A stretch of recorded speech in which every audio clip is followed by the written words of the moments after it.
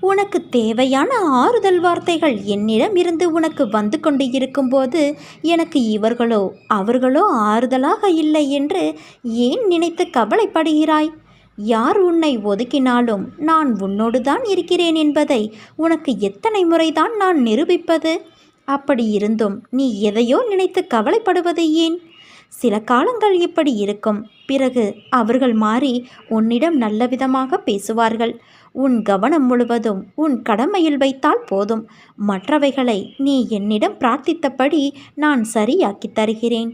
உன் மனதளவில் ஏற்படும் முன்னேற்றம் அப்படியே மேற்கொண்டு தொடரட்டும். மற்றவை நல்லபடி நடக்கும். உன் வாழ்வில் ஏற்படும் இன்பத் துன்பத்தை மனதார ஏற்றுக்கொள். துன்பத்தை கடக்க வேண்டுமே தவிர எந்நேரமும் நினைத்து புலம்பக்கூடாது. அதை மனதில் வைத்து நம்பிக்கையோடு நீ திறம்பட செயல்பட. கவலை கொள்ளாதே. எல்லாவற்றிற்கும்